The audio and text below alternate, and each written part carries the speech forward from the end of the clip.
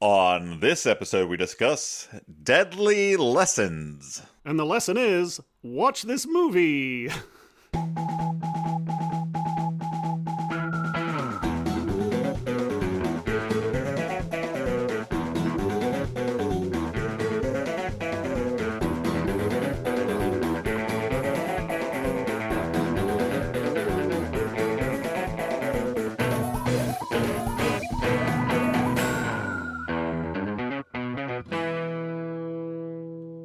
Hey everyone, and welcome to the Flop House. I'm Dan McCoy. Oh, hey there, Dan McCoy. It's me, Stuart Wellington, your friend. I'm Elliot Kalin. I also fall into the category of friend, not just to Dan, but also to Stuart. Three friends are we. Yes, friends are us. And that's what this is. This is a podcast where three friends are friends and they talk about friend stuff. So, In particular, the way that friends sometimes watch movies and then talk about it. What do we do this week, Dan, on the Friendcast? Welcome to the Friend House. Well, we during September at the Friend House, we celebrate Small Timber, which is a made-up holiday month where we watch. Okay. There's a lot of religious people who'll be very unhappy with you saying that, Stuart. Oh, burn. They can come find me at Dan's apartment.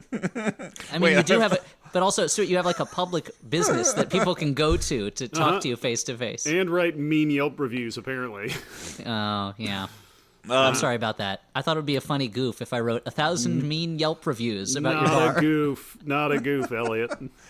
Okay, where was I? Oh, Small Timber. That's where we watch movies that are slightly smaller than we normally do. Now, this movie is probably and sometimes very old. Yeah, this is from 2006. This is probably the largest small movie. Well, this had a reported budget of $30 million, which would make it a mid-sized movie these days. I guess it's all on the screen, you know? I mean, to be honest, it does look better than most of the Smallvember movies we see. I mean, like, just production value-wise, compared to something like Love on a Leash from last year, this is, like, Saving Private Ryan, production value-wise. Well, did you look into they had, like, the cinematographers were, like, there was a guy from Bad Boys, there was a guy from, what was the other thing? Bad Boys 2? Shoot. No, Jesus, I should have had this. I thought I would remember this information, and now it's gone away. The secret is that this movie is a Crystal Sky production. Crystal Sky is the company that also makes the Baby Geniuses movies, among other things. And it was founded by Stephen Paul, who's also Jon Voight's manager, which is why Jon Voight is also involved in a lot of these things. But this seems to be, and I'm not quite sure. So according to IMDb, which is very not always the best source, it was co-written by Simon Paul. And it was co-written and directed, and I think starring Stuart Paul. So it's like, was it just three brothers got together to make a movie? And if so, why is it not about three brothers who are always bickering and have to, I guess, bury their mom or something? Their fourth brother, Aaron Paul, was too busy making Breaking Bad. Sorry, guys, exactly. I wanted to say and their fifth brother, Paul of Tarsus, was busy having died over 1,000 years ago. Almost 2,000 years ago. Yeah, that keeps you pretty busy. Oh, God. Yeah. This movie had two cinematographers. One, Douglas Milsom, did Full Metal Jacket and The Last of the Mohicans, among other movies.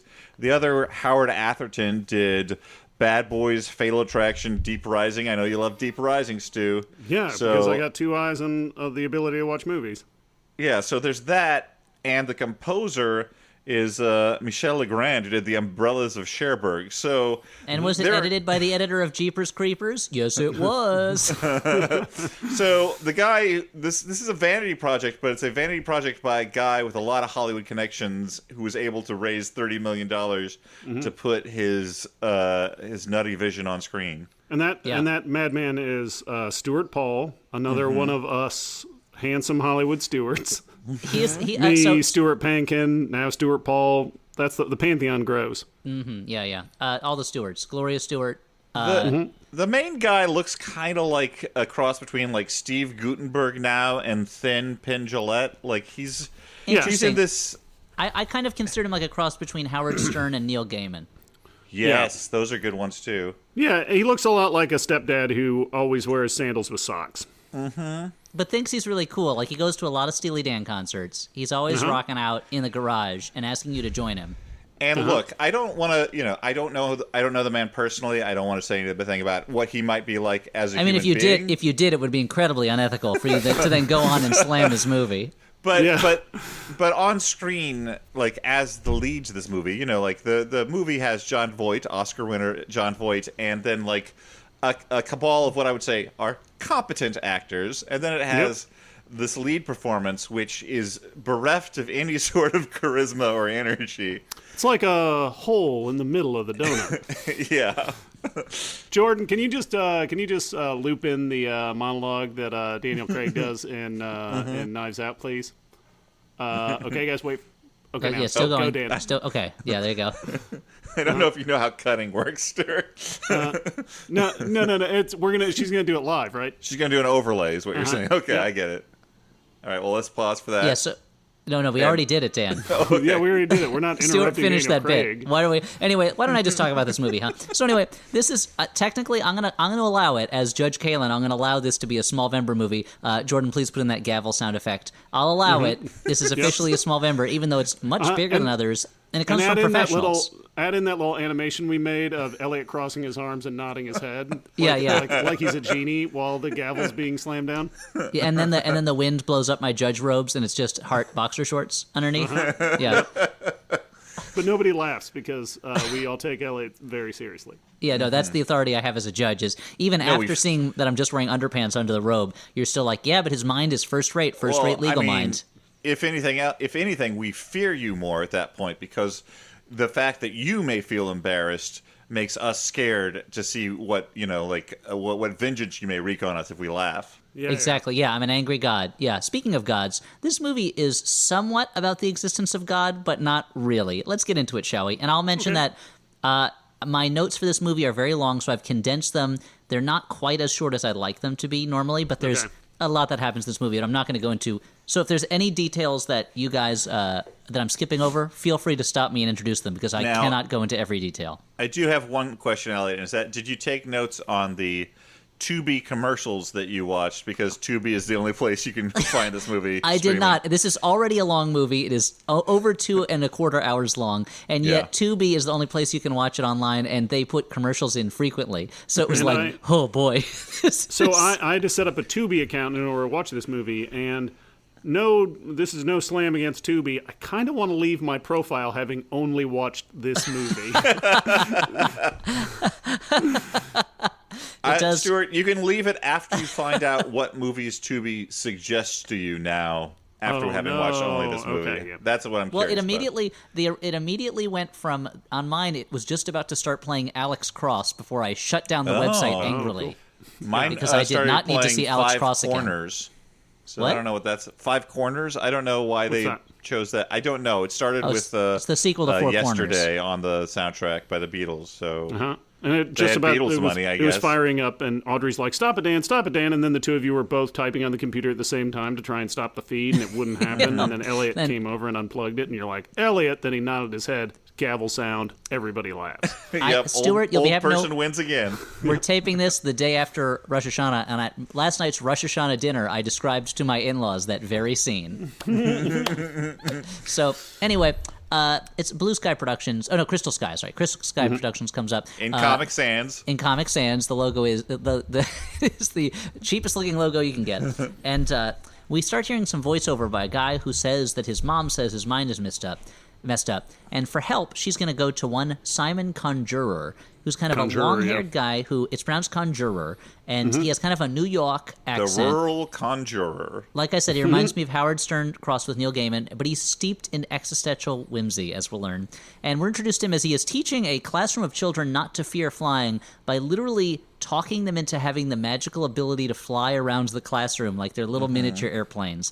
And the music that is playing tells us we're in real Wonder Emporium territory. This is supposed to be magical and amazing. Yeah, it's the kind of score that Charles Band dreams of filling his castle halls. Well, it's also one of these movie. It is a movie, yes. One of these movie classes where you're like, wait, what is being taught here? Because it starts off like not to be like, frightened of flying on airplanes. Need to be frightened of flying, but then like he has a globe that he takes out that turns into a bird. Oh yeah, and he's like, okay, we got to take care of the Earth, and I'm like, and then he's asking the kids, oh, what did we learn here today? And I'm like, yeah, what did we learn here today? Is this what my tax dollars are going to? Simon Conjurer? And later, the thing is also that later there's some trouble around whether the dean of his school is going to throw him out, I guess. And it's not clear is that the dean of this elementary school? Because usually they're called principals. Like, you don't usually have deans for elementary schools. And it's just very, I guess for like a private school, maybe this is a fancy private school. And it's one of those private schools where it costs a lot of money and celebrities send their kids there, but they don't actually teach them very much, you know? Yeah, this is a dean that later on... wizard. Not to jump too far ahead, but this is a dean who later on has the ability to command the police to arrest someone. Yeah, that's part of being a dean. So Simon, he has a reputation for curing the seemingly incurable. And the mom, Betsy, she says, "Oh, there was a man in my neighborhood who called himself Mr. Evil. He was a violent homeless man, but now that you talk to him, he just runs around distributing candy to strangers," which I would say is it's another form of violence. If I was walking down the street, I do not want a stranger shoving candy into my hands, especially if he still calls himself Mr. Evil. But she has a son who calls himself Rebel, who hates everything. And this is the beginning of the movie. Apparently he doesn't hate on-the-nose nicknames. This is the beginning of the movie's lack of sense. Thank you. This is the beginning of the movie's lack of sensitivity about emotional issues, in that we're told that he tried to jump off a building but was saved by landing in a mattress truck. So we're living in a cartoon world for sure. Simon, he says there's only one thing to do, so next scene, he has kidnapped Rebel and handcuffed him to the inside of this big truck that he has that's full of video screens playing a self-help video that Simon made. And it's weird because we never see anything like this in terms of Simon ever again. It's like, why does he have this Simon mobile full of screens playing his videos?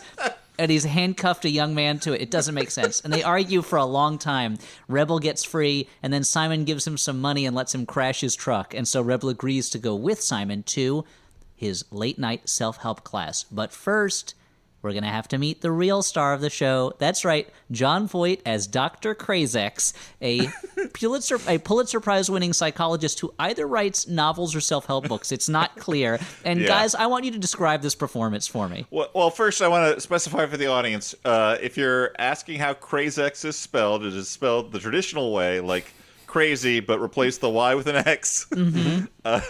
And Jon Voight is wearing like nose and face prosthetics like he is Orson Welles reborn.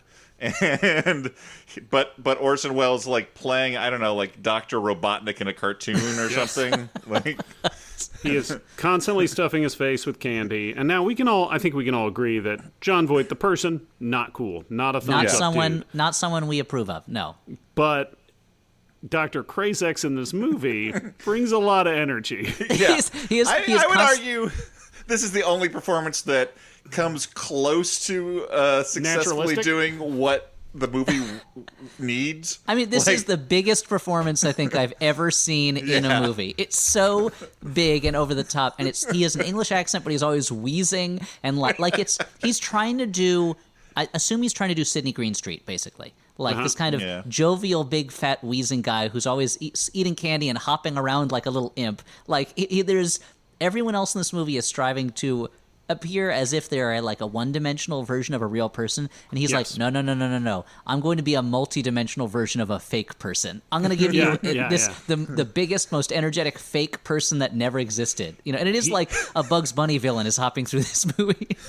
It feels like he has decided, I am going to make the most loathsome character that everyone hates, and I'm going to play it crazy, and I'm going to make sure that everyone treats me like crap.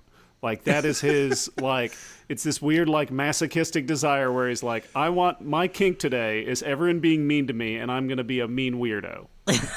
Well, also, we haven't addressed the dialogue in this movie quite yet, but Simon... it's wonderful. Can I you finish what you're saying, and I'll say my favorite up to this moment in the movie piece of dialogue. Okay. Well, Simon Conjurer in particular talks in a this very literary extravagant way, like he's proclaiming something off of a scroll most of the time. And it would be okay if one character in the movie talked that way, but from time to time, every character in the movie will talk in this very affected, strange, high language manner. And Jon Voight is also the only one who comes close to making that dialogue work. Like, it makes sense coming out of a crazed performance. It makes sense coming out of a character who seems to be a trickster of mythology, Yes. who is like come out and basically is a hobgoblin of some kind. Like, but there's Dan. I want to mention my favorite up to this moment piece of Simon Conjurer dialogue is Betsy says, "You've got to help my son." She says, "I'll pay you anything," and he says, "You can afford such?" And it's like, what? Like, one, they haven't named a price, so, but you can afford such, and then he agrees to do it for free. But it's also, this guy has such a like such a tri-state area New York, New Jersey accent that you can afford such, and it's like, come on. He is like he's like the Gandalf of Borough Park. Yes, exactly. That should have been the title of the movie. Yes, he's like he is a bad Renaissance fair cosplayer with like long curly hair and like he's an interesting guy. He's an interesting guy. And then later on, it's implied that he and John Voight have known each other since they were children, which makes no sense. Like, unless one of them was an exchange student, I don't understand. Oh, so John Voight, Dr. Krazax, he's talking to Dean Elkwood, who is the dean of the school Simon teaches at. Again, it's not clear if it's the elementary school or if it is the school where his night classes, the college where his night classes are done. Yeah. And he says, Simon Conjurer is a menace. And but he says that in 700 more words than I just said it. He goes on and on and on. And you need to fire him, or I'll pull my name and my funding from this school. That's something that is never touched on again, that apparently he has some kind of leverage over this school. Why he would, I don't know. But anyway, And the dean is kind of introduced initially on Krazax's side, right? Well, at least that was the impression I implied, got. And then she reveals that she secretly was a former student of his.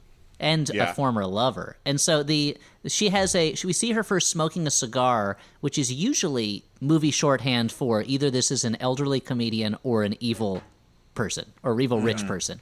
But it turns out it's neither. She's just a good-hearted school administrator who loves smoking cigars in her office, I guess. Mm-hmm. But yeah, she seems to be going along with him until he leaves, and then she goes, "You really are crazy," or something like that. She opens her drawer where there's a framed picture of her and Simon. Okay, so Simon and Rebel, they show up at Simon's night school self-help group therapy class, and we go through, there's a group of people there who each have one specific vice, and we go through all of them in extreme detail. And it's like, one guy has an overeating problem, one woman has an anorexia problem, one guy's a drug addict, one woman's a drug addict, one's an alcoholic, one is a depressive named Tears. They all have like offensive nicknames too. And but I feel like they probably deal with all of the emotional problems with a fair amount of solemnity, right? Like they deal with it pretty reasonably. It's a real source of jokes. It, as in my notes, I refer to as the barest minimum of sensitivity by the filmmaker. And the characters their personalities are not really clear from one moment to the next, and there's so many of them. It makes me yearn for the sensitivity of moving violations. And the only thing, school. Or like the movie Nuts, or Mixed Nuts, or anything with nuts in the title. I just want to say, and jumping into this classroom, it felt like reading an X-Men comic in the 90s and being like, wait, who are all these people? Hold on. Yeah, this is definitely like pitched about halfway between like Nightmare on Elm Street 3 Dream Warriors and like a bad sitcom about like an encounter group. And I just wanted to tell people, if you want to watch this movie, which is an experience, like just be aware of watch it on Tubi because you can't see it anywhere else. If you're sensitive to insensitive portrayals of mental health issues, you might not enjoy that part of it. I mean, it's also there are things that are treated as pathologies that are not pathologies, like a young man being sexually, uncertain about his sexuality. Yeah, it is not a movie to go to for a nuanced look at emotional problems. Mental health. Yeah, it is. I mean, as you might guess from the title, "Deadly Lessons," which is. And the classroom is filled with all of these people, and none of them seem to be happy to be there. So it made me like, maybe I missed something, but were they like court ordered to be there? Like, why did they all get kidnapped by him in his van? Yes, were they all chained, and then but apparently left behind where they were safe not to leave the classroom. Mm-hmm. Yeah, I'm going to chain you to the classroom, but what you do there is your own thing. And you got to imagine that for the first person that he picked up and brought to the classroom, it was a long night because they had to wait for him to get one by one every other person. What a wow! Like a weird Santa Claus. I mean, Dan, think about it. Let's think about it. Santa Claus, as he is pretty weird. Okay, so he's a big fat guy who chooses the chimney, perhaps the narrowest form of entrance to a house, to go through. He delivers toys to, he says, all the children in the world, but I would beg to differ as a non-Christian child. He lives at the North Pole, not a pleasant place to live. I'll tell you why. 1, cold. 2, polar bears. 3, he has a candy cane themed house, which is again strange. That's a weird thing. He also has, and I'm setting across the weirdest thing about him, which I guess is not weird so much as evil, that he has enslaved both a group of little people to make toys for him and also a herd of reindeer. And the reindeers have this cruel culture based around taunting and verbally assaulting any members of the reindeer group who have different noses than the rest of the group. There's a lot about Santa Claus that's weird. Kind of glossing over the thing that I think is weirdest is that he's played by Tim Allen. Well, I mean, only that Santa Claus was. What? I mean, that movie Tim Allen wasn't in the sequel? That movie specifically postulates that there have been several Santa Clauses over the course of history. You're right, and if you kill one, you become one. There's nothing weird about that. It's a ballsy move for a children's movie to start with the main character murdering Santa Claus. Yeah. Imagine being in that pitch meeting. Now, stay with me, guys. I'm going to pitch a movie to you. It's a children's movie. Now, 5 minutes in, you're going to think I'm a madman, but you promise me you will wait till 5 more minutes. Give me 5 more after that, because it will get He's whimsical. Locked the door. We can't get out. Because now you'll have to listen to my pitch, Mr. Jones. Why? If you want the antidote to the poison you just swallowed. I guess it's Dr. Jones. It's not Mr. Jones. If you're the screenwriter to the Santa Claus, write in, let us know how close this scenario was to your actual pitch experience. Yeah. We'd love to know. When you pitched it, did you have to say, stay with me now, stay with me? Okay, so and I just want to mention that among the students is a woman played by Skylar Shea, who Flop fans may recognize as Chloe from Bratz, the movie. Mm-hmm. Yeah. She's in a bunch of Baby Geniuses things. I looked her up on Wikipedia. She's apparently Jon Voight's goddaughter, which is why there's so much crossover between their projects. And sometimes performers just click, I get it. Yeah, it's not like Robert De Niro is Martin Scorsese's godson. I'm not saying that she doesn't have the talent to make it on her own. I'm just saying that, they probably like to work together. Yeah. Yeah, probably. I mean, because it's a family thing. They've known each other for so long, and that's why in this movie they share 0 scenes together. Yeah. So Simon hands everyone in class big leather-bound books. These are real grimoire type ancient tomes, and it turns out to be a novel called "Prophet Without a God." And the text in the book describes the students in the class, and it describes a teacher just like Simon Conjurer, but it gives him a different name. Which is a detail that the book seems to forget, and it just starts calling him Simon later on. But the teacher, it mentions, had lost faith that there was a God, which had driven him to an existential dread. The book also, they're all like, you wrote this, and you just handed it out. And he goes, there's information in there that I don't know, keep reading. And the book, then we go through, as the book describes every single person in the class's tattoos or scars, and each one of them has to prove it's true by revealing their tattoos and scars. It goes on forever, and it doesn't end. And for some reason, one of the Tears, the woman with depression, has to pull down her pants to show them her butt because she thinks she has a tattoo there. This whole scene, I was just like, why is this still going on? Why does the male model have to show us he only has one nipple? I don't understand. Also, this poor character, the scene ends on this woman being bullied into mooning the class, and she's then assaulted while she's mooning them. Well, verbally, they are. But the thing is, later on, you find out, blessedly, they do not show this, but the implication is that she was molested as a child. So, looking back on that scene, it feels even worse. They're like, no, pull your pants down. Yeah, that's it was not not be the bad enough on its own. fun, I'm just saying, that character, don't do that. Yeah. I just when the character is bullied into showing everyone her butt, it's not the whimsical, magical moment that the soundtrack would have us believe it is. Exactly. Guys, we're like 40 minutes into the movie, and I gotta say, why the fuck do they pronounce it Conjurer, guys?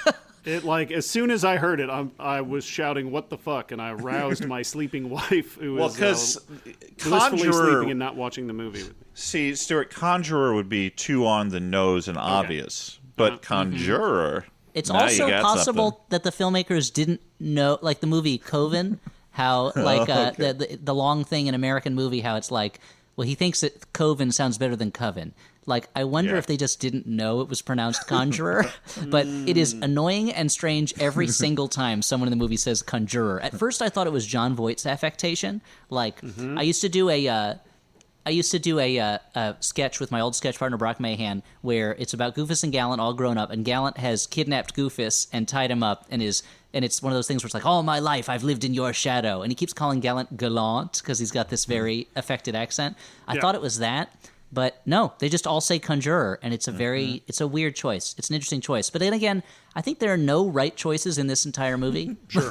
There's no choice in it that I can mention. I mean, there's a waterfall later that I think works out, but we'll go on. Yeah. I mean, at the part where Jon Voight's character lustfully fondles a penis's statue before lifting it up to reveal a hidden gun underneath. Maybe that was the right choice. I don't know. But anyway, or the moment, metaphor. It's a real Zardoz reference there. The moment where someone pushes a button and a pig is shot out through a tube into a snake's mouth. Maybe that was the right choice. I don't know. We'll get to those scenes. But okay, so. The book tells them that Dr. Krazax is on his way. He's going to frame Simon for murder, and they all run out right as Krazax and the cops come in. This book, after, as Stuart mentioned, there's roughly 25 minutes of them hanging out in this room. It's like you're watching a one-act play all of a sudden. They're all on Team Simon now. This book has swayed them. If they don't fix themselves and solve this mystery, they're going to be arrested as accessories for murder. What's this crime of murder? Well, we find out that one of the little kids from Simon's class has fallen to her death. It would be tasteless to just show a kid's body lying on the sidewalk while characters walked around talking about it, right? Let's go ahead. Let's do it. So they do. And that kid is lying there for a long time. And there's little number markers on it like you would put for like bullet casings at a murder scene. And I was like, what clues could these possibly be marking? I don't understand. Like the places where her teeth fell? I don't understand. But, oh, wow. But, God. And so they fell out before she fell, Dan. She's a kid. Yeah. She's a kid. She had loose. She was on the way down, and she was like, "Tooth Fairy, save me!" So she was getting her loose teeth out, just so the Tooth Fairy could swoop in and save her. So this is the only currency I have. I'm a child. There are these two detectives who are talking about the case, and they're like big, beefy guys with mustaches. They don't look alike enough to be twins, but they could definitely be brothers. Yeah. And one of them says the classic line, "I'm sick of murder." But they're on the case, I guess. You think those two actors, every time they see like a Sonic commercial, they're like, that should have been us. That should have been us. We could do that. Also, when they listen to Car Talk on the radio, anything where there's two guys, they figure that should be them. Yeah. But the I'm sick of murder is such a funny line to me. It's just like what's that line in Plan 9? Something about like aliens or something like that. Can't stand them or something like that. Anyway, so now the movie falls, and this I'm not going to do everything in detail. This movie falls into a rhythm of Team Simon goes from one location to another, frantically doing nothing. Like just kind of frantically getting somewhere and then just talking. And each of them takes a turn having an incredibly simplistic breakthrough where a phrase or an object suddenly reminds them of a repressed memory that caused their specific trauma. Yeah. And as soon as they know about it, they're cured and their personal addiction goes away. Simon, meanwhile, does nothing, says nothing. Sometimes I forgot he was in the movie while these characters were having their breakthroughs. I will I've been blessed with a very easy life, but a propensity toward depression, and I would say that it is a falsehood that understanding why your brain works a certain way allows you to immediately drop that behavior. It is helpful, don't get me wrong, but you need to work after recognizing and turn yourself around. Going back to my Temple of Doom reference earlier, it's as if they said, Dr. Jones, you just took poison. And he goes, oh, well, now I know it's killing me. Thank you. I don't need the antidote anymore. Exactly. Yeah. Now that I don't need the antidote, I can just walk away because I know it's poison that's inside me. And I think we should, obviously we should return to this, but just to clarify, what you were saying, the gang is basically on the run with their teacher because everyone thinks their teacher killed this child, and I guess they're like sticking with him because of these magic books that are a pretty good indication that maybe they should hang out with this guy. But then, I mean, if a magic book tells you to do something, either it's the right thing to do or it is very much the wrong thing to do. Yeah, depending on the book. If that book is bound in human skin, do not listen to that book. Yeah, if it's a Death Note, don't read it. Yeah, but Elliot's right. They do a whole lot of nothing. But the kind of general idea, I think, is like they're trying to find something on Dr. Krazex to prove that Simon is innocent. That Krazex is behind everything. And along the way, things will happen like the gang member Scorpio will accidentally catch some terrorists and have a breakthrough that he's violent because he was verbally abused by his father, and then it's over. He's fine. It's okay. And it's gonna put him on the path to justice. Yes. Also, he basically becomes a vigilante. He's like, I should only fight bad people, which is not a good lesson. Yeah, that's what Curtis Leewell. That's what happened to him before he became a guardian of the angel. Yeah, it was not an anti-violence message. It was just a pro-violence against the right people message. Can you explain this terrorism thing to me? Because, I guarantee you I can't, but I'll try. I must have missed a scene because suddenly they're in the back of this truck, and I assumed that this truck was driven by one of them, but no. Apparently, they got into the truck of a couple of terrorists who had bombs in the back, and then Scorpio or Scorpion or whatever his name is. His name's Scorpio. Scorpio is like, screw this, I'm not going to get chased by the cops. And he goes through a door to, I guess, the front of the truck. To the cab of the truck. And truck. I assume, beats up the people driving the truck, because it's a hard cut then to the truck being stopped by the side of the road and the police having been, and everyone's in a crowd, and they're not being arrested under suspicion of anything, even though they're in this terrorism truck. The police just take their word that they caught these bombers. Did I get this correct? Yes, you're exactly right, and I had the exact same confusion. At first, I thought that they had stolen a truck or had someone owned a truck, since we know Simon Conjurer had a truck earlier. Maybe this is another one of his truck fleet. But no, apparently they must have either, as they were running out of the school, been kidnapped by terrorists in a scene that we were not blessed enough to see, or they just jumped into a passing truck to get away. That truck happened to have terrorists in it, and that information is given to us after the fact, when the truck has already been pulled over by the... I mean, they're being chased by the police, and Scorpio goes up to do something in the front seat. The next thing we know, the police are saying, well, you caught those terrorists, and the truck is full of C4. There's a reward for you, Mr. Scorpio. You'll be getting that reward from the mayor, and it is. I have the exact same thing. By the way, based on later in the movie when awards are meted out, I'm assuming he would just go to the local bodega where they have to fork over piles of cash to him. That's how the FBI's most wanted list works. Yeah, if you get the award, they give you a chit or a coupon that you bring to bodega, and they just give you $1 million. That's why you always see Dog the Bounty Hunter hanging out in bodegas. I mean, it's one of the two reasons. He also loves Slim Jims. Yeah, I feel like this bears a little more examination when it actually comes up in the plot. But in general, I want to say that this movie about sort of self-actualization and getting rid of your emotional scars seems really concerned with money, because there's this part where he gets a reward and there's bets, and at the end Conjurer really cleans up on all these bets that have been made throughout the movie, and everyone in the group wins the lottery too. Exactly. So it's very strange. Well, there's only 2 lessons that we really learn from Simon Conjurer, and we have to read them on blackboards in the back of the room. And the first one we see, it says E equals MC squared. Enlightenment equals mind control, which I guess that. Which we'll find out maybe what his strategy is. And at the very end, we see that behind the blackboard it says belief over justice equals magic, which is I've been trying to puzzle out what that means. Yeah. And I don't understand. I don't know. So I don't know. How do you divide belief by justice, guys? And what that has to do with magic, I'm not sure, because I like magic. I've seen magic perform many times, and there's a certain amount of belief. You have to say to yourself, for this trick, I'm going to believe that there's some special thing going on, and it's not just the magician distracting me while he throws the card away. But I don't know how justice factors into it. That card better not be a land, because you're going to need that to bring other cards in. Yeah, exactly, sure. Or an energy, if I'm going to want to do my GX attack once per game. So I wonder if maybe it's a sly little statement of hey, justice doesn't exist. You can believe in it, but that's magical thinking. There's no justice in this world. But the movie seems to be telling us that there's nothing but coincidental justice in the grand plan of the world. If we harness... Anyway, the philosophy of the movie doesn't make sense. So anyway, our heroes they eventually end up at Krazak's apartment. I'm glad we went through the truck stuff. I was going to skip it originally, but... I'm glad we went through it. And Krazak's apartment, again, I want you guys to help me describe it. It's like a Batman villain's apartment, right? Yes. Yes. Yeah. But instead of a giant coin, there's a giant penis that hides a gun. Yeah. And they say it's...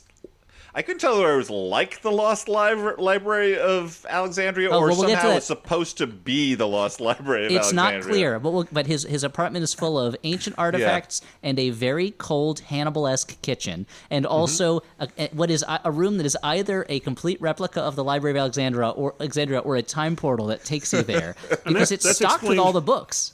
And that's explained by a gambling addict, Plankhead or Platehead? Platehead, who wears a crucifix around his neck that's so tight, I'm worried his head is just going to fall clean off. Platehead, he got his name because he was an ambulance driver who fell out of an ambulance or something and had to put a plate in his head, which led to gambling. But anyway, I also want to remind people of what I mentioned earlier. There is a terrarium in the middle of the room with a pet snake in it, with a big button that says, like edible delicacies or something like that. And if you push it, a squealing baby pig is shot out of a tube straight into the snake's mouth. In what was the only moment in the movie where I was like, okay, movie, I didn't expect that, and that was pretty funny. Oh, there's a lot I didn't expect in the movie, but that was the only time it really worked. Although it doesn't come back in any way. You're like, no, never. There's no reason why this happens. I thought maybe, there'd be a scene where there's a fight and it shoots out pigs at people, but no. Dan, justify the existence of this, please. Yeah. You're rewriting this script. Pig gun. I mean, ironically, it's the one thing in the movie I feel like I can justify just on the basis of I never thought I'd see that in a movie. Yeah. So there's more miraculous breakthroughs because if you see a bicycle, it's going to remind you of how something bad happened with your family, or if you see the ashtray that your uncle used to use when he told you were ugly and that's why you became a male model who smokes and stuff like that. By the way, I gotta just take a pause to talk about the uncle who calls the kid that he's ugly, because this little kid, and they're in I don't know, a tool shed or something, a shack, and this uncle looks like an old prospector type. He's like, "You're never gonna be anything, kid. You're ugly." And he goes, as he's walking out, he just goes, "You're ugly," and it all sounds like a ADR done by someone who normally does voices for cartoons whenever this guy talks. Yeah. And so then they eventually end up in the Library of Alexandria room, and Platehead goes on for a while about the great minds of antiquity. And this is when I was like, oh, this movie thinks that it is kind of a lasagna or a layer cake of ideas, that there's this whimsical mystery comedy, and underneath that is this story of emotional growth, like a Celestine prophecy type thing, because underneath that are these big ideas that humanity has grappled with for millennia. Is there a God? Is there chance? Or is there meaning in the universe? But it really is none of those things. But clearly the movie thinks it has more on its mind, or else why have the character go on and on about the Library of Alexandria? Yeah. And it feels like when you're having a conversation with somebody that you just met, and you're just joking around, and then all of a sudden he starts getting, the guy, it's always a guy, starts getting super serious, and you're like, no, let's keep this light, let's keep this surface level, please. Yeah. No, in the fool's errand that is trying to explain the particular feel of this movie, I also have a couple of touchstones. Some of it felt to me weirdly like Book of Henry, where there's this elaborate kind of magical plot that is dealing with issues that are far more sensitive than the movie is. And then it also kind of felt like this was all, funded by some cult that you never heard of as a way to get people interested in their particular belief system. I mean, if the movie ended with them all at the Church of Scientology, I would have been like, oh, okay, this makes sense. I get this now. Now I understand what this is about. But it doesn't. It ends in a even more baffling way that makes no sense, but we'll get to that. So Simon finds hidden in one of Krazak's own books, which you got to give Krazak credit for this. He did not put his own books in the Library of Alexandria room, as far as I can tell, which shows the one moment of restraint that Krazak or John Voight has. That he you're imagining that he would just like go down the line and be like, "Oh wait, what's the kite runner doing in here? What's the and finance for dummies?" What was this doing in the Library of Alexandria? I mean, at a certain point, you just need bookshelf space. I mean, in my house, we try to separate by fiction and nonfiction into different shelves, but like, you don't have the exact same number of fiction and nonfiction books. So there's going to be some Lincoln books in the novels, Yeah, and I have to separate my role playing manuals from my my comic books, and that's a pain in the ass. Yeah, and Dan, I assume you have to separate your 1970s Playboys from your 1980s penthouses. Yeah. So, and they're on a bookcase. That's the thing. They're out for display. I mean, if you're not going to have pride about who you are, Elliot, then sure. And I love that you went to that bookbinding place in in Brooklyn, and you got them bound in leather editions that have the title of the magazine and the dates, and then on the back you've actually written the centerfold names. Yeah, the weird thing is after I did that, though, I glued all the pages together and carved out a spot for a flask. So it was a lot of work for that payoff. Boy. Yeah. But so Simon finds this in one of the books, the bracelet that belonged to the little girl who died. And then the class finds it on him and briefly suspects him. But he says, turn to the book. So they turn to this book. And the book says something about how he took the bracelet and put it on his own person to test fate and the chaos of the universe to see if taking it got him into trouble. Anyway, whatever it means, it's nonsense and gobbledygook. It leads Chloe from Bratz to realize that Simon is a man in need of guidance. And hey, he needs them as much as they need him. Then she has a breakthrough about how her eating disorder stems from a time that she threw away her friend's Valentine's card. And this one was arguably the least sensical justification for one of the problems they're seeking help with. And she gets the longest explanation, and the more she talks, the less sense it makes. Do you think the line that keeps being repeated, prophet without a god, is that referring to Simon Conjurer?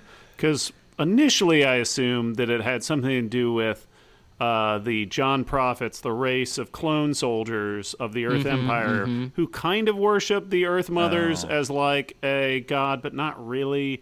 I mean, that's really not in their like mental programming. No, I guess their only real god is conquest, right? It's the expansion of the empire of John Prophet. So and then doing their duty. Yeah, that makes sense. Yeah, so it could be the prophet without a god. I mean, again, you could think maybe Badrock becomes the god at the end, since he awakens and is one of the tipping point moments in the he and Troll converge and like create a new galaxy or something. But maybe it means old man prophet who created a race of free Johns to oppose the Earth Empire. I don't know. I mean, I assume the movie's not saying that, but it might be. I mean, considering the movie seems to have no either financial, corporate, or creative relationship to Brandon Graham's run on Prophet, the Image comic, I don't know that they're actually based on each other or related. For a second, in any way. I thought maybe it was my book, Profit without a god, which is just about how atheists can cash in. Oh wow, is that a how-to book? Yeah, it's like it's like a personal finance guide. And I thought it was Prophet without a dog. I misheard it and misread it at first, which I thought was about how Moses lost his dog. It's a sad story. Wow. Yeah.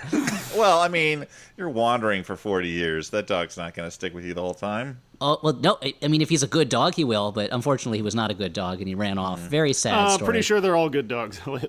I mean, if they all go to heaven, I guess by tautology definition, they must all be good dogs, or else heaven has no boundaries. So. That's when the detectives break into Krazak's apartment without a warrant to find clues. Everyone hides. Then Krazak comes in and the detectives hide. And Krazak looks for the dead girl's locket because in an earlier scene that I didn't mention about, Dean Elkwood implies to Krazak that she knows he's a murderer, leading him to have what I thought was a heart attack, but I guess it was just a panic attack. The locket isn't there. We know Simon Conjurer has it. But Krazak, in the Library of Alexandria room, does find Simon's book. He goes on for a while with a kind of goofy, paranoid monologue about the book and about whether he's going to read it or not because it might be a trap. He calls Simon the R word at one point, which seemed, again, not okay. And he decides he'll read it at random to see what information he can find, and he chooses the sentence by spitting the chocolate in his mouth up into the air, and it spins around a bunch of times and then splats on a page, and he's like, that's the page I'll read. And he reads a scene that is set up as if it's the climax of the movie, but it's something that it seems like almost like he is having a fugue state and going into an alternate version of this movie, and he's having a rooftop confrontation with Simon, and Krazak has apparently kidnapped the dean, and Simon and him, they've known each other since they were kids. Krazak says, you shot me in the side, and Simon says, you killed my wife, and it's like, when did any of this happen? It's not really clear if the wife they're talking about is the dean or not. Apparently they both it's like when you start a role-playing game and all the players have much more interesting backstories than the adventure you're actually playing in. yeah, exactly. They've both been chasing proof of the existence of God, and Krazak's decided there isn't one, and Krazak's admits to Simon, I killed her because there's nothing worth living about in this world, and to frame you. And he takes the girl's locket from Simon at gunpoint. Then he pulls a lever, which reveals a plank in the roof, and he takes out a pirate saber or a cutlass, and he forces Simon to walk it at sword point, and he pushes Simon off, and then Simon falls for a long time.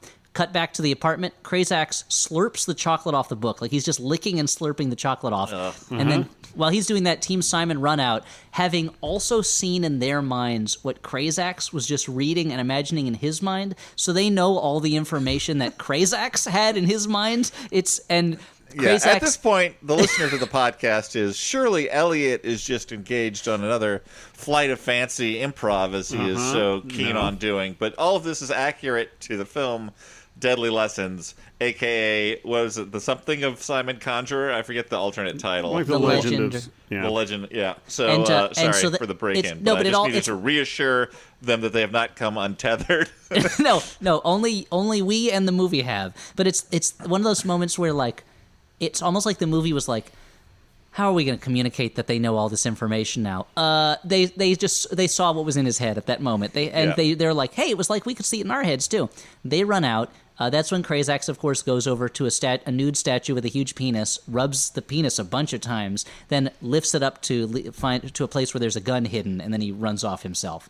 And it is the movie from this point on. It's like at that point when we saw that rooftop thing, the movie broke. And at this point, it is no longer even following the pattern of a real story anymore. Like, up till that point, you could be like, okay, I get what they're doing. They're kind of going on this journey, and they're each having their moments, and I get it. Simon is a man looking for answers, too. He doesn't have all the answers. From this point on, it's not even really clear what's actually happening in the movie. Because they go to Dean Elkwood's house, because they know from the vision they had of what Krazak read in the book, which, again, is like... It's not like Krazak said, I'm going to go kidnap the dean. He read in a book a scene where he mentions kidnapping a dean, and they assume that that's his plan. So the heroes go to Dean Elkwood's house, where she is having a sexy nude shower under an indoor waterfall. And how long does this shower go for, would you guys estimate? I think Dan said not long enough in his text message. It goes on for quite some time. We did gloss over the fact that when you say our heroes go there, Simon goes there as well, who last we saw fell off a building. No, Dan, he fell off a building in Krazak's mind in the scene from the book. None of that scene was actually happening. That was all what Krazak was reading in the book. So Simon's still with our heroes. But wait, there's a flashback that explains how he survived falling later on. So but that is just another scene. Nope, that's just another scene in the book. It's as if the book is a what if story about this movie at this point. Oh, I see. I thought we were literally seeing what happened, and the movie didn't explain why Simon was still alive until a little later in the movie, thinking that like we were just going to accept that he fell off a building and was okay.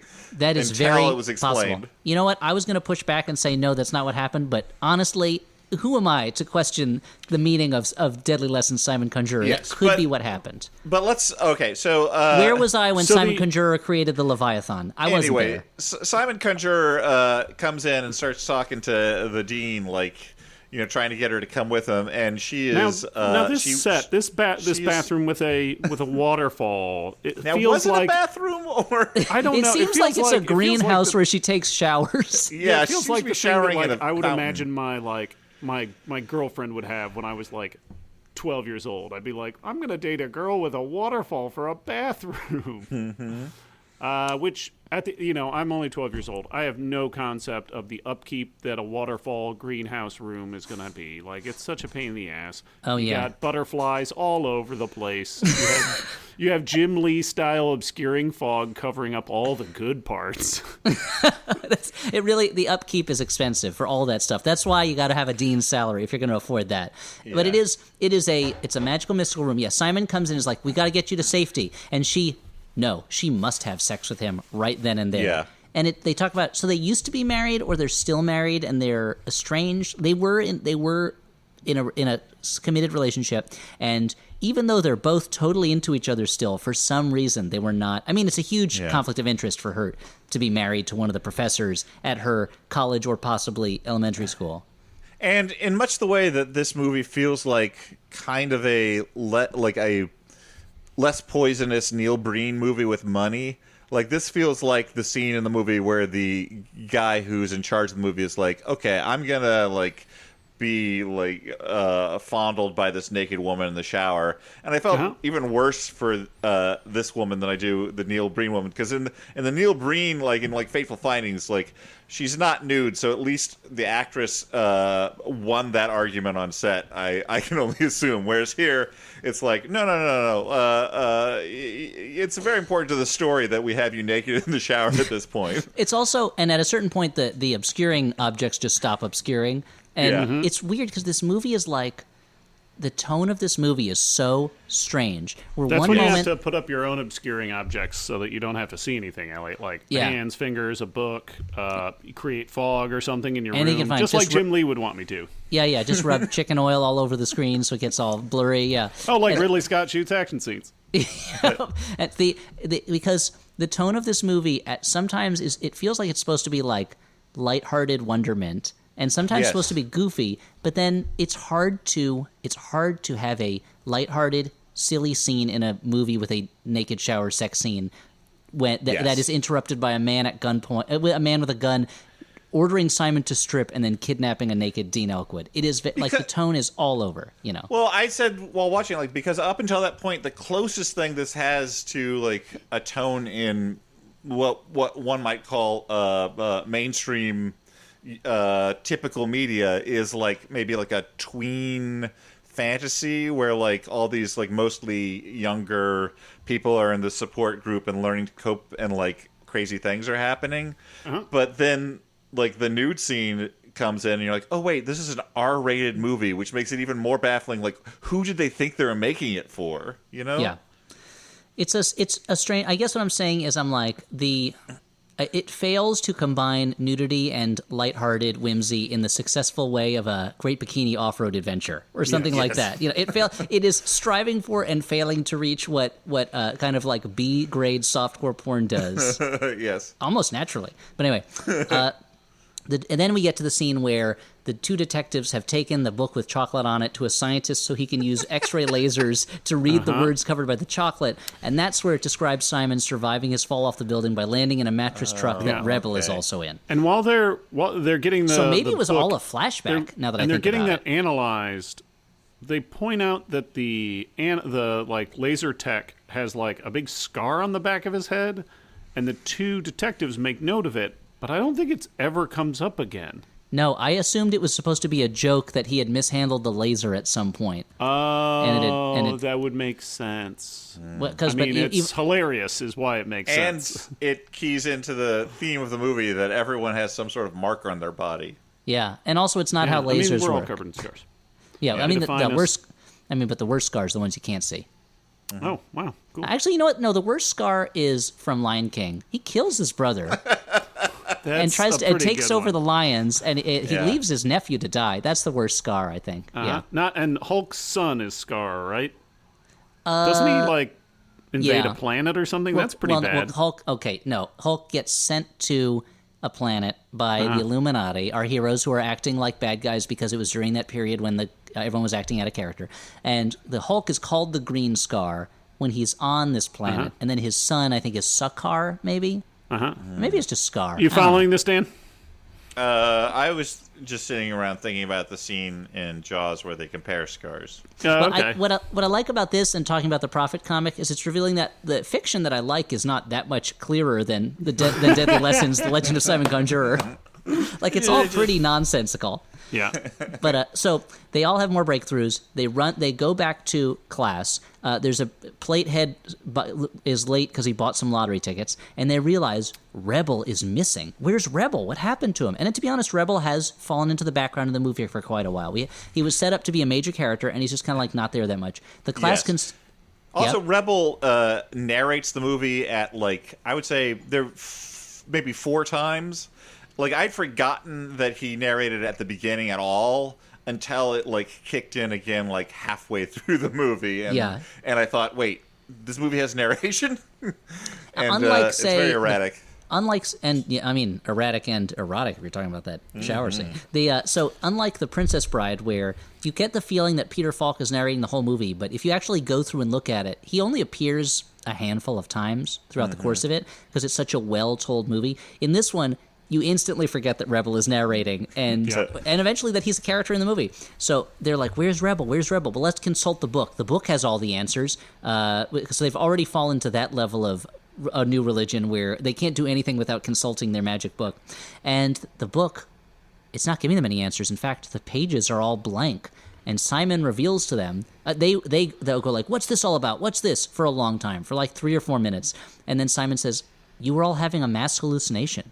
You imagined that text was there. It never existed, and you were filling it in with the information that you knew from your own lives and the glimpses you had of your classmates' lives, and the natural coincidences of the universe filled in the rest. But what does it matter? Because you're cured now. It's an explanation that doesn't really make sense, but we don't have time. We don't have time to go into it because Krazax and the police burst in, and Simon is arrested. Then the 2 detectives burst in, and they go, "Hey, we have proof that Krazax did it. We have an eyewitness." Well, Dan, which character from the movie is going to come back and be the eyewitness? Which character that we have seen before in the film, his existence foreshadowed, and us being like, oh, he saw it, is going to come back? Wait, did we see them before? I know who the character is, right? It's Rebel's dad, right? That's what I'm getting to, Dan, which I was hoping you'd catch on to, is that we have never seen this character before. Oh, and in fact, we were told earlier in the film that he was dead and did not exist anymore. I am so confused by this movie that like you can't play this game with me because I'll just be like, oh, I missed something. But yeah, no, he was supposed to be dead and he shows up. That's how you set up a twist, guys. Yeah, is you give the audience no information whatsoever to expect anything to happen. Now, this movie that was confusing at the beginning, in the grand tradition of a lot of movies with twists, actually got more confusing when the twist was revealed, because at this point I'm like, okay, wait. So all the Krazax stuff about this child murder actually happened and wasn't part of their hallucination? Yes, it makes no sense. So at this point, you're left to wonder what is real and what is not real in this movie. So the detectives say, we have an eyewitness, this wealthy philanthropist, who's actually Rebel's dad. He saw Krazax push the girl off the roof from his helicopter, which happened to be landing at a nearby building at the same time. And so we see a flashback of a helicopter footage beaming a spotlight on John Voight, who is carrying a child around and then chucks it off a building. Yeah. And it's so funny. And Krazax... this is like... Well, it's funny, yeah, number one, because John Voight is like, but who could have seen me do this? Like, maybe the spotlight helicopter. But number two, like... You think this movie is going to be like gentle and be like, oh, that child murder was just part of the thing. Don't worry, we didn't put child murder in this lighthearted thing. And then you get this extended scene of him carrying this kicking child who, blessedly, like the one thing that makes it okay, sort of, is that she clearly is not scared. Like if you look at the actress's face, she's having a ball kicking her legs in John Voight. She's probably John Voight's granddaughter or something. Yeah. I don't know. Yeah. But you expect the movie to be like, don't worry, none of that bad stuff happened. Oh no, a kid did die. A kid was murdered. John Voight's character is a murderer. And so John Voight goes, how could you tell it was me? I was wearing a hat and coat. Oops. And it's like, yep, he's a genius, all right. So he gets arrested. Everyone's happy. They've instantly forgotten that just earlier that night a child was killed. Simon and Dean Elkwood, they kiss, and the eyewitness is like, yeah, I'm Rebel's dad. It turns out I'm rich, and Rebel is a wonderful child. And so Rebel's angry with the world, right? No, but Rebel did tell me that he crashed your truck, so I'm going to pay you, I'm going to give you this check for it, and it's for a lot of money. It's like, wait, so hold on a second. Which of these things happen? And all the classmates are like, we did it, we're cured, and they leave. And Simon opens a letter, signed friend, giving him instructions on how to hypnotize the class to get them to breakthroughs. And Simon looks at the letter as if he's never seen it before. Like, he is baffled by it, and he goes, right. Rebel? And then, so is when, and Dan, I just mentioned before you say anything, this is when the movie collapses under its own weight. But Dan, what are you going to say? Right. Well, I mean, like, okay, so there's these nested series of revelations, and each one tries to address the last one, but it only raises more questions, because at this point you're like, oh, okay, I guess Simon Conjurer is... Conjurer, sorry, is also... The word Conjurer. Yes, he is also basically... going under the same treatment as his own, like, students. Like, some force is compelling him to do what he does, in part to heal him as well as heal these students. Yeah. So surely when that is revealed, then things will be explained, but not really, as we'll see. That's all I wanted to say. Yeah, so Simon, I guess what we're supposed to take from it is that he hypnotized himself and the class based on these instructions given to him by we don't know. Because Rebel, we go to the narration, and we see that Rebel is actually Roberto, a clean-cut kid who's just palling around with the old people at the hospital and helping his mom, the nurse, with the patients there. He's such a lovely boy, and he talks about how, like, he made up the Rebel persona. He dreamed the whole Rebel persona, which I don't know what that means. I don't understand how that sentence applies to what we've seen. He was, like, saying that, like, he doesn't know what was real, but he's putting it together now. I think he's, like, coming out of this, like, his own sort of haze of being this other alter ego. And here's one of those moments too where you're like, you almost like, for a moment I was like, oh, is this like Identity, and this was all happening in Roberto's mind and he had to like pull himself together, but no, because then he goes in and his mother is talking to a sick woman who's very distraught, and his mother calms the woman down by talking her into floating around the room, flying like the kids from the classroom, which somehow heals her completely. And it's one of those things too where you're like, okay, so his mom has the ability to talk people into surviving life-threatening illnesses. Why does she not use this more often? Like, why does she not heals the woman so much that a different nurse walks into the room and is shocked that taken aback by how healthy this person now is. Yeah. So but it's like, did she learn that from Simon, or was he? Well, no. It seems like maybe she is. So at first I'm like, okay, are there like a bunch of people like Simon Conjurer in the world? Mutants, let's call them. Yeah, they've superpowered people.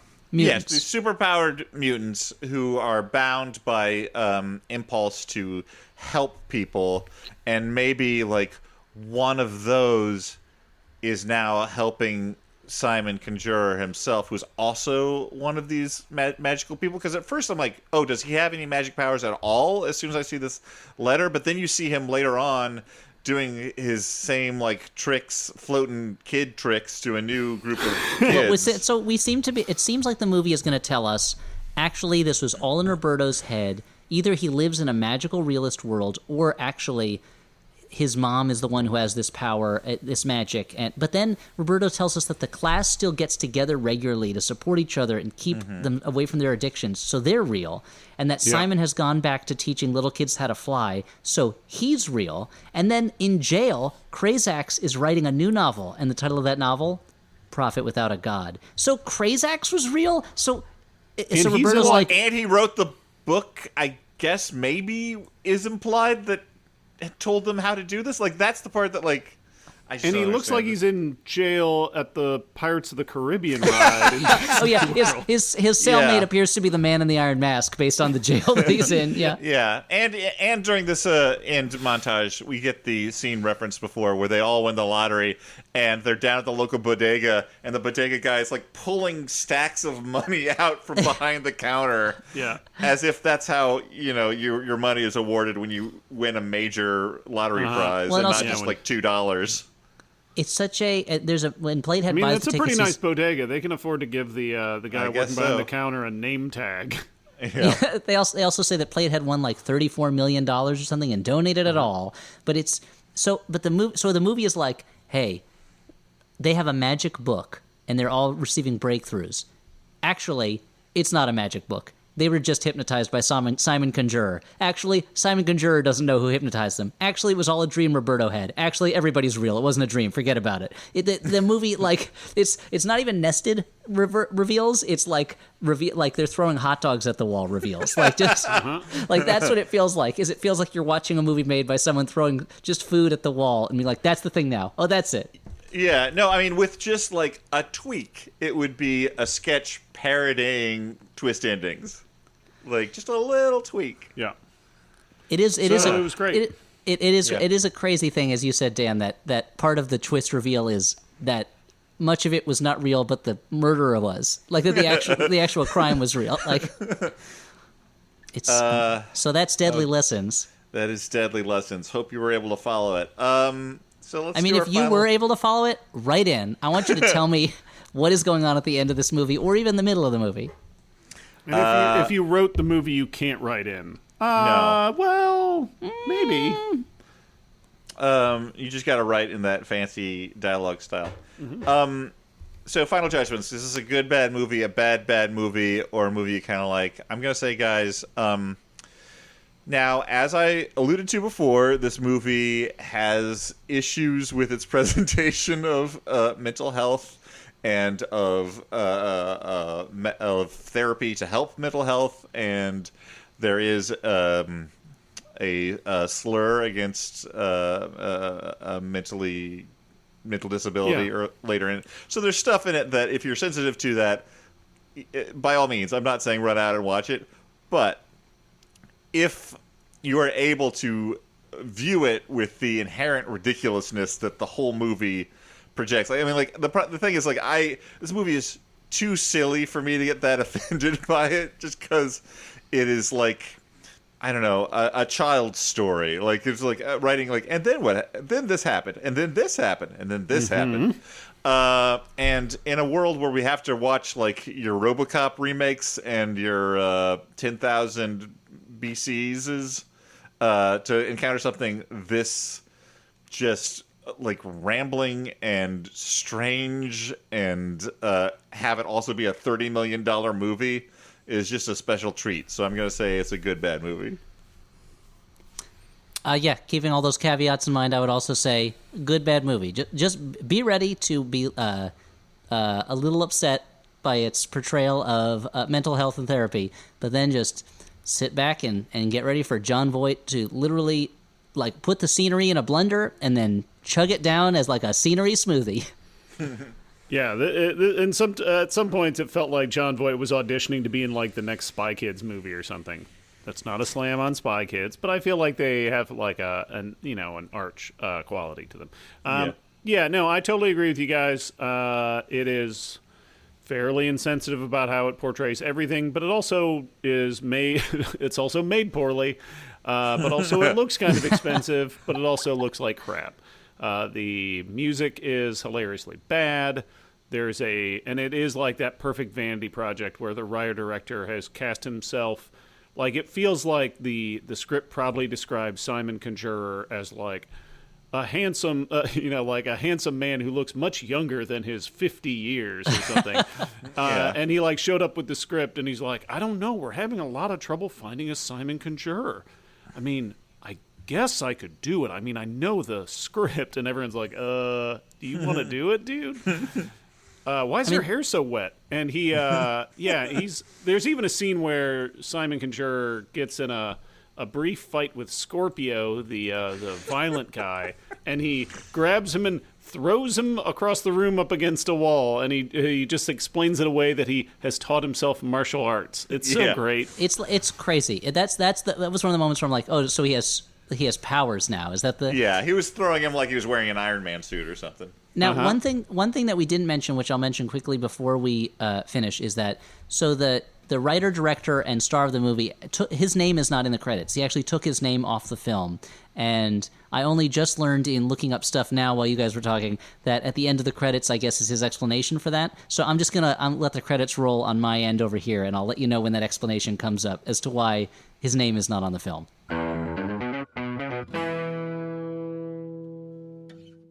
Hey, you like like movies? What about coming up with movie ideas over the course of an hour? Because that's what we do every week on Story Break, a writer's room podcast where 3 Hollywood professionals have an hour to come up with a pitch for a movie or TV show based off of totally zany prompts. Like that time we reimagined Star Wars based on our phone's autocomplete. Luke Skywalker is a family man, and it's Star Wars, but it's a good idea. Okay, how about that time we broke the story of a bunch of Disney Channel original movies based solely on the title and the poster? Okay, Sarah Hyland is a 50-foot woman. Let's just go with it, guys. Or the time we finally cracked the Adobe Photoshop feature film. Stamp Tool is your Woody, and then the autofill is the new Buzz Lightyear. Join us as we have a good time imagining all the movies Hollywood is too cowardly to make. Story Break comes out every Thursday on Maximum Fun. I don't know why I'm using this voice now. Welcome back to Fireside Chat on KMAX. With me in studio to take your calls is the dopest duo on the West Coast, Oliver Wong and Morgan Rhodes. Go ahead, caller.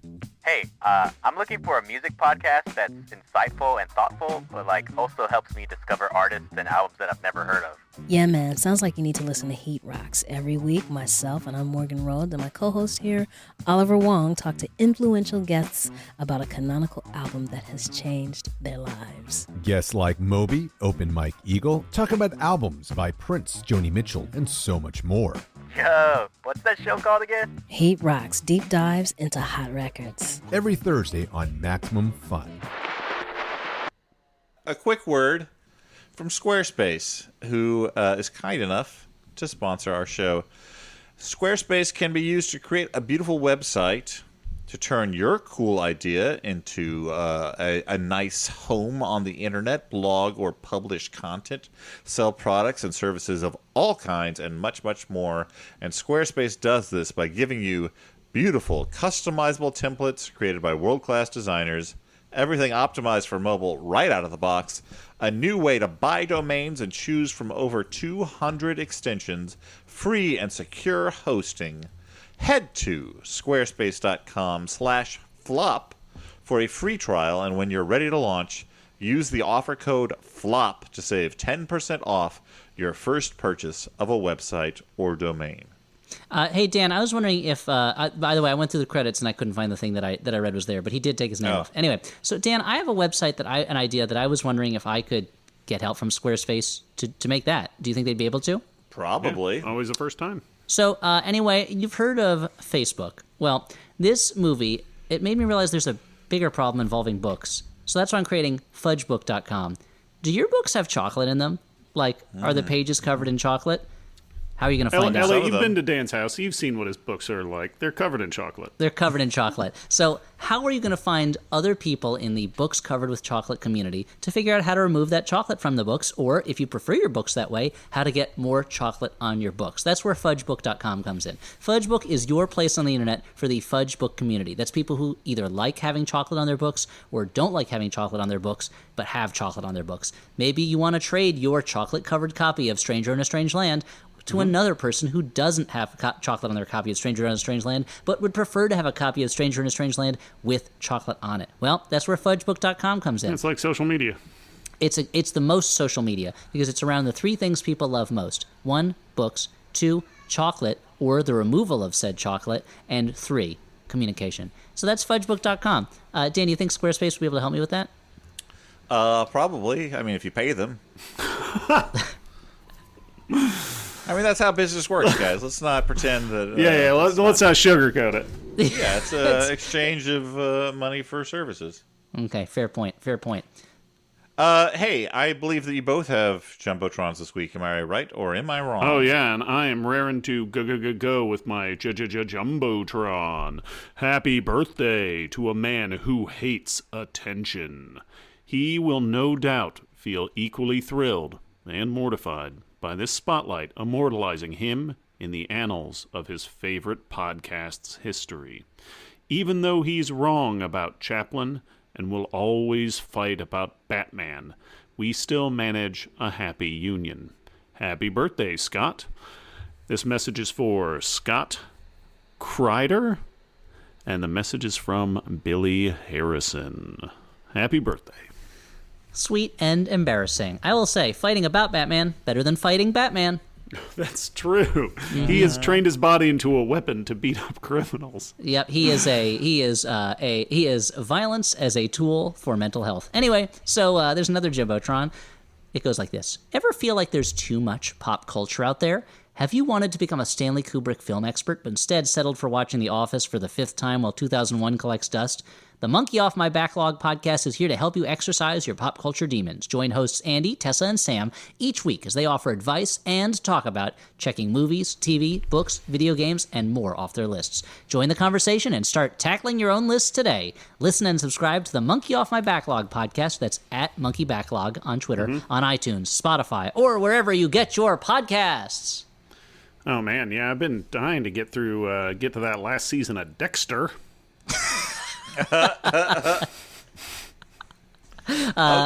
Okay, and there's 2 other things we'd like to highlight before we get out of the sponsors and advertising. What do you think happens? happens? Do you think Dexter gets murdered himself because he's a serial killer?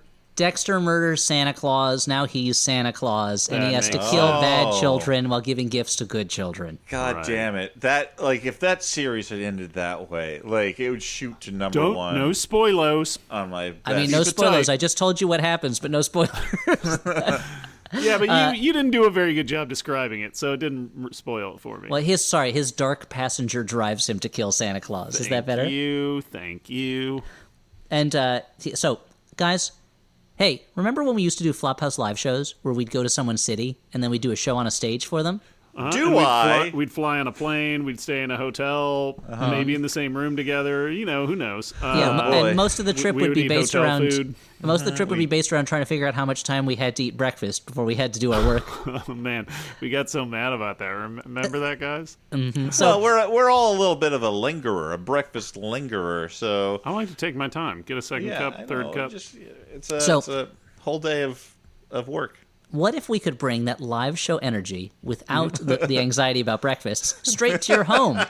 We did it once a couple months ago. We did our Howard the Duck live Zoom cast, and we're doing it again. October 24th, 9 p.m. Eastern, 6 p.m. Pacific. That's right. It's a Shocktober live Flophouse Zoom, and we're going to be watching The Exorcist 2, The Heretic. Now, it's going to be just like that Howard the Duck show. We're going to do presentations beforehand. We'll have some kind of charity that we're promoting and want people to donate for, and it's going to be right in your home. You don't have to go anywhere, which is great because now is a difficult time to go anywhere. So that's October 24th, 1 week before Halloween, so you know it's still going to be scary, spooky times because November 1st, the spook time is over and it's on to turkey time. October 24th, 9 p.m. Eastern, 6 p.m. Pacific, The Exorcist 2, The Heretic. And don't worry if for some reason you don't want to watch us in the moment, live, with no safety belts, no harness, just raw dogging the show. It's pretty scary when we do it, actually. If you don't want to do that, we're going to archive it so you can watch it later. Yeah, it'll be up. Yeah. It's going to be streaming through our YouTube page, and it will stay on the YouTube page. Yeah, it'll say the only advantage, and I would say it's not nothing, is if you watch it live, maybe you can organize a group watch with other listeners. Or last time we didn't have the comments enabled because we were scared of meanies. We didn't want any meanies dropping by. Sure, but we had they're all blue and everything. But we had the YouTube live chat on for our screenplay reading of The Boy Next Door, and that went just fine. So we'll probably allow it this time around. Oh, they tricked us. Dan's going to be watching the feed the whole time. He's going to be losing his shit. And last time we had some questions from Twitter that we answered, and we'll probably do that again, or maybe we'll use the comments. I don't know. But that's going to be through the Flophouse YouTube page, October 24th, 9 p.m. Eastern, 6 p.m. Pacific, The Exorcist 2, The Heretic. A movie none of us have seen, but it's supposed to be not very good. I have another thing that I'd like to plug that's just for me. It has nothing to do with Stuart and Dan. That's as I've mentioned before on the podcast, September 29th, I have a children's book coming out, Sharko and Hippo. It's by me, art's by Andrea Tsurumi. It's kind of like the Marx Brothers if one of the Marx Brothers was a hippo and the other was a shark. It's a fun story. It's a picture book for kids, and it's got a lot of jokes about words that sound like other words. So if that sounds like fun to you, and I bet it does, Sharko and Hippo. Pre-order it now, or pick it up from, your independent bookstore's website or other websites. Go for it. Stuart, do you have anything to plug? Yeah, I own a couple of bars, Hinterlands and Minnie's Bar in Brooklyn. You should come by and grab something to go or sit in the patio, please. It's a tough time out here. Yeah. Okay, well, letters. We all get them from time to time, or sometimes. Write them. Yeah, yeah. Like maybe you're George Washington writing Martha from the front. Or maybe you're writing us about something. Or writing her from the back. Who knows? He was into all sorts of stuff. Jesus, God. Okay, well, I'll just keep rolling. This first Hey, letter. you know, guys, it can be a tough time, but it's always a good time for letters. Sometimes you can feel real sad, but you can't feel sad about letters. Although now that I think of it, sometimes letters can have bad news, and real sad dudes can have letters be sad. Yes, can have letters be mad. Yes, sometimes letters are just real bad, and your grammar falls apart when you're singing about letters. Oh, yeah, letters. Ooh, boy, letters. Just a hot steaming pile of letters. Get them while they're fresh off the grill. Letters today. Oh, now it's starting to warm What's up the special today? Letters, a hot bowl of letters for you. You've been driving cross country, delivering toilet paper to people who need it because the store shelves are sometimes out, and now you get to sit down and have yourself a big hot platter of letters. It's like a TV dinner, but all of the things have letters in them. Where there would be cream corn, there's letters. Where there would be meatloaf, there's letters. I feel Where like there he would missed be the green off-ramp. beans, it's And now letters. he's got to keep going till... Yeah, and you're sitting in the back of the lift, and you're like, oh, where are we going? Am I going to have to pay for this? All right, so this first one's from late. A big plate of letters for you. Oh, God. This is from Nate, last name redacted. Hi, Peaches. Nathan Summers. I'm a long-time tabletop... I'm a long-time tabletop RPG player and wanted to pick your brain about just one time? D&D movies. What's the best class? That's what he's going to ask. So, like, Dan, what's your elite combo? What's the best stats you ever rolled? Well, clearly the best class is Simon Conjurer's night class, where you fix all of your problems in one night. Oh, if I could only go to a Simon Conjurer. Nate is asking, there have been tons of successful high fantasy movies over the past few decades, but every single attempt at a D&D movie has failed. Why do you think the past D&D movies have failed? And what do you think a successful D&D movie would look like? Thanks for all the laughs. Nate, last name redacted. Now, I have thoughts on this, but I'd like to hear Stuart's thoughts first, because I feel like he's got more of a dog in this fight. Yeah. So, well, I think a couple things factor into this, and I think it partly is tied in also with why it's so hard to make a successful movie based on a video game. But I think with D&D, part of and this is going to be undercut a little bit by something else, but I think a big part of it is that part of the joy of games like D&D is that the people that are the audience are also playing in it, and they're creating their own story, and they're invested in it. And I think that's a big part of it. Like, I feel like the story that you make with your friends in your D&D group, you're going to have a bigger personal stake and you're going to like it more. That's undercut a little bit by the success of actual play podcasts like the one we make. But I think part of the joy of those is also the fact that everybody involved is very passionate about it, and yada, yada, yada. And the market is often smaller. I don't know. I think that's a big part of it, though. I think that's definitely part of it, and another part I would say is that D&D is essentially a world for you to create a story and create your own characters. There's no characters that pre-exist necessarily, and there's no story. So if you're adapting it into a movie, it's like the thing that you're working with is not necessarily the most important thing that an audience that's not already into D&D is looking for. Like, when people go to a movie, the setting is is something that they enjoy, but they're invested in the story and the characters, and D&D doesn't really come with story and characters. It's kind of like except for like Lord Soth or something. Yeah, well, it's like if you were making a Sim City movie, you'd be like Duerden or something. Yeah, but if you're making a Sim City movie, you'd be like, okay, I guess it's a movie about building a city. Or like Elminster Sage or something. God. Go on. You're right. Sorry. I forgot. D&D has a rich cast of characters. Like none of real those household names. But none of those are characters that. Well, I mean, you don't have to have household names to make a movie. Like Guardians of the Galaxy was a huge hit. Yeah. And those were nobody knew who those characters were except me because I loved Abnett and Lanning's run on the title, which was kind of the main influence on the movie. But it's like if you're making a SimCity game, you'd be like, I guess it's about building a city, but like I need to create the characters and the plot and what's going on. Yeah. And they were able to. It's like isn't like Marv in Sin City though? Not Sin City, Stuart. Sim City, the game. Come on, Stu. Right. Yeah. But, well, I mean, sorry. I would say just two things. One is that I think the only people who have really been able to pull off something like that are the people behind the Lego movies, because they were taking something that was just blocks. It's not. There's no story to Legos, and there's no characters to Legos except. I know there's that astronaut character and all that stuff. My son will run in and be like, actually, there's a lot of Lego characters, but they had to create what is the tone of this movie, what is the characters, what are the stories, because all they have to work off of was Legos are a thing you can build with. Yeah. And so you'd need people who really can fill in that stuff. And if they're going to fill in all that, they might as well just make a movie that's not beholden to the Dungeons & Dragons license. I would say, though, I feel like the Dungeons & Dragons Saturday morning cartoon show was fairly successful because they kind of translated the idea Stuart's talking about, where it was a group of people, a group of friends who were had to live out the roles in the game, Yeah. And so it had a little bit of that feeling.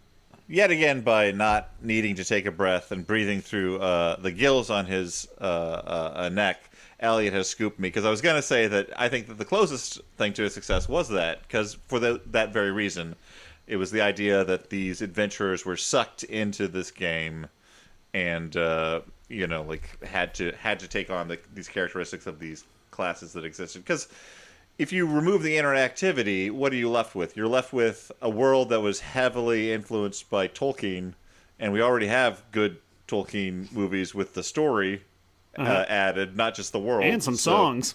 Yeah, some great tunes that I assume Stu has on his iPod Shuffle for when he runs at the gym. Yeah. But yeah, I agree with everything people have said. I mean, I also say I don't think any of the Dungeons and Dragons things have had owlbears in them. Yep, that's actually a good point. I mean, and also like Kieran Gillen's comic Die is basically kind of like a more modern take on that kind of the Dungeons and Dragons cartoon, gamers sucked into the game. Moving on to a letter from Nadja, last name with we forgot to answer the question on how to make a successful version of that. And obviously, what do you got in your head? That is Conan the Destroyer. The second of the Conan movies is the closest thing to an actual D&D session in game form or in movie form. Nadja, it seems like the Dungeons and Dragons stuff. There's kind of like they're like running away from the things that Dungeons and Dragons fans like about Dungeons and Dragons. Yeah. Because it's like, we got to make a Dungeons and Dragons movie, but we don't make it to be like a nerdy movie. Whereas you just steer into it. It's like superhero comics for a while, or superhero movies for a while, where they're like, okay, so we're gonna do a superhero movie, but we're gonna make them look cool. And you're like, they already look cool. I like the way they look in the comic book. Just make them look like that. Well, when they finally realized, Spider-Man has an amazing costume. We don't have to make changes too much to it, Or like Captain America. There's a reason Captain America's been wearing the same clothes for 80 years. But but then but then that can go crazy when you have Han Solo wearing the same clothes for 40 years, and it's like, I think he would change the vest at some point. But there's like a feeling of like with the Lord of the Rings movies, that like one of the reasons they're so successful is because they really go for it on the level of the Lord of the Rings story. And it's not like, okay, this is kind of a nerdy story, so let's undercut it with gags to bring in other people. Yeah, like, instead, the cave troll showed up, cue the music. Cut my life in 2 pieces.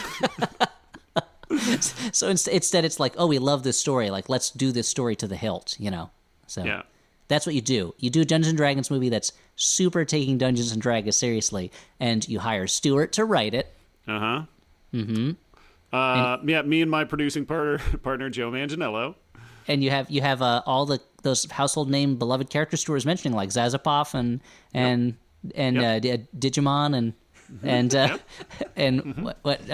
Hieronymus Gorman. Abe Vigoda. Yeah, Abe Vigoda.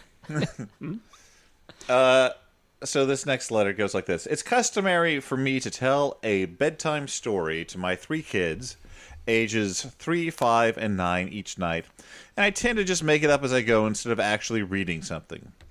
I try to come up with funny-sounding names for characters and couldn't resist using Rocket Crocodile. My kids keep demanding, tell us more about the crocodile, Daddy. So RC has become the main protagonist recently. To keep it kid-friendly, I've decided to omit all the Gina Gershon stuff that Elliot stipulated in Rocket's origin story. As of last night's episode... What about the Carla Gugino stuff? I only assume that it's still in there, based on the letter of the law. Yeah. As of last night's episode, Rocket Crocodile has found himself trying to escape the pursuit of the villainous Sith donkey, Darth Mule, as he navigates a Star Wars adjacent galaxy. And that's from Nadja, last name withheld. Now that Star Wars is under the same umbrella as Marvel, I guess Darth Mule would be part of the Spider-Ham universe, right? Yep. I hope they have that joke in the sequel. Yeah. I love that. I love that letter. I think that's super sweet, and you will be hearing from my lawyers to tell you that you think it's super sweet. We'd like to ask the court to serve a writ of super sweetness. That rivals 16th birthday party for its super sweetness. We're serving a writ of habeas. Aw. So now we are on to the last segment where we recommend movies that we enjoyed for non-silly reasons. Let's say it that way. I'm going to say that I was curious about the new Charlie's Angels movie, directed by Elizabeth Banks and starring Kristen Stewart and some other people who are less famous, so I've forgotten who they are. Apologies to them. They did a great job. There was no way for you to find out that information. No way at all. I thought it was a lot of fun. It was a movie that combined some genuine hangout comedy with much better and more clearly choreographed action movies than I was expecting out of a Charlie's Angels reboot. And Kristen Stewart is just a delight in the movie. She seems to be having so much fun. She gets saddled with so many mopey roles sometimes that I think she was just relishing being this kind of offbeat action hero. And it got a lot more shit than I think it should have by far. I think mostly from maybe male movie critics who are like, this is too overt in its feminist messaging or something. And I think that they are just not realizing how much of sort of male-targeted action movies are male wish fulfillment, and not examining that, maybe you're not realizing that it's fine. It's fine for us both to get some of that stuff. Mm-hmm. But I just really enjoyed it. A lot more fun kind of action blockbuster than I thought it would be. Charlie's Angels. I'm going to recommend a movie I don't think's been recommended by us before. I'm going to recommend the recent movie Palm Springs, starring Andy Samberg and I think I'm going to pronounce this right, Kristen Milioti. I don't know. Kristen Milioti, I think. Milioti, okay, yeah. It's I feel like a very apt movie to watch at a time like this. Kind of a movie about being stuck in one place and being stuck in, a repetitive cycle. It's a comedy, but it's also kind of dark.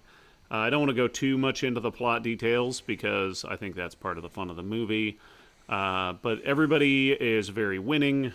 And I feel like it's a movie that deserves an Academy Award for casting characters based on their eyebrows matching up so that you can tell they're all related.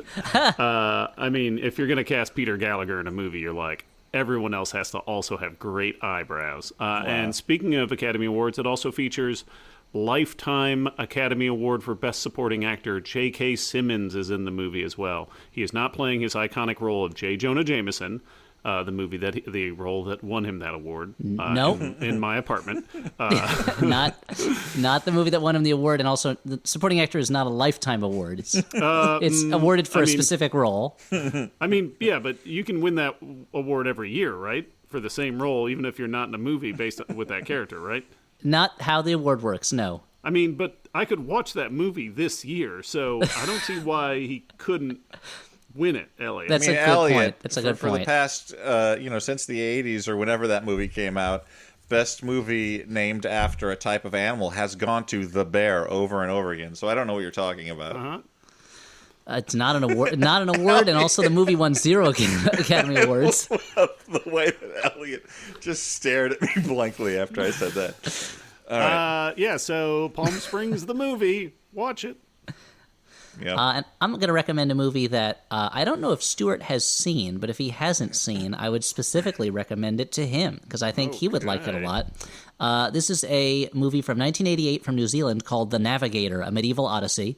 It's currently streaming on Canopy, and there is an English village in the 14th century that is worried that the Black Death will soon be visiting them, and they decide that the only way to keep the plague away from their village is for a mission to set up a cross for them to take some copper? Take copper to a forge to make a cross and put it up at a church in a big town. And so this group of guys, being guided by a young boy who has visions and seems to be able to tell them where to go on this mission. And what happens to them, I don't want to say, even though every description of the movie kind of gives it away. But it goes into what could have turned into a ridiculous or goofy plot, but which actually stuck with the tone that it starts with in the beginning, which is kind of like medieval austerity. So anyway, it's a medieval movie with a big twist in the middle that I won't tell you what it is, but it's The Navigator, A Medieval Odyssey. Okay, I'll check it out. That sounds awesome.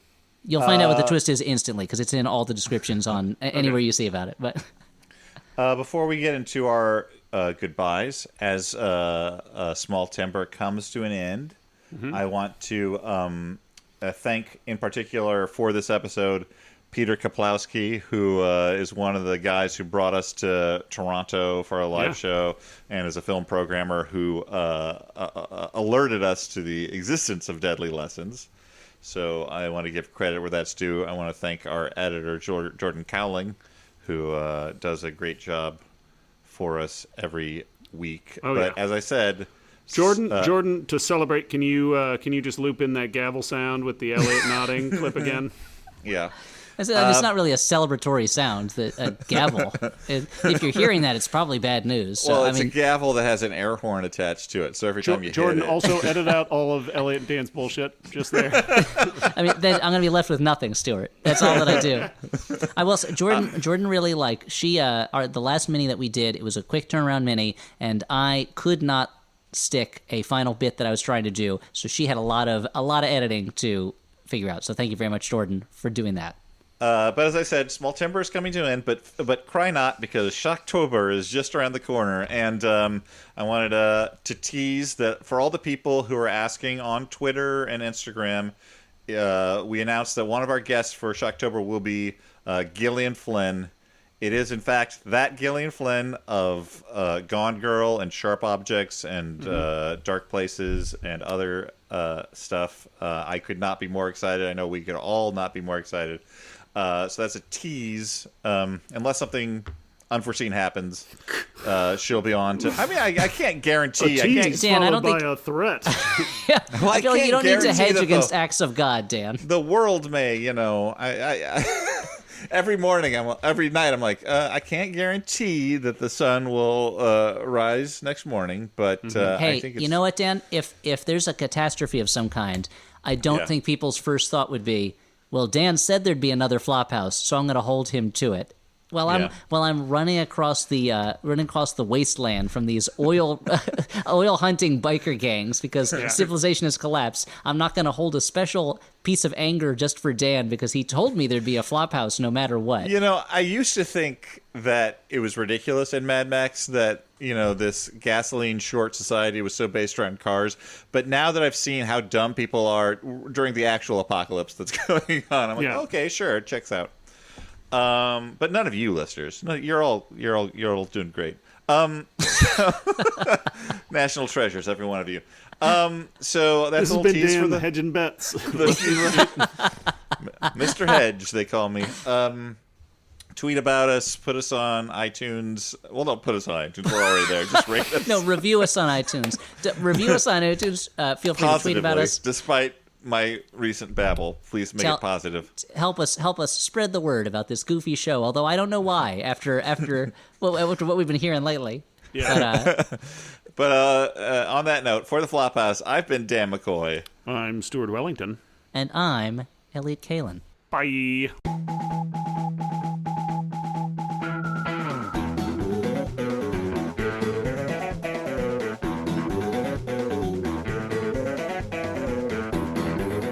On this episode, we discuss Deadly Lessons. Featuring me, Tom Brokaw. Just kidding, it's Elliot, I'm back.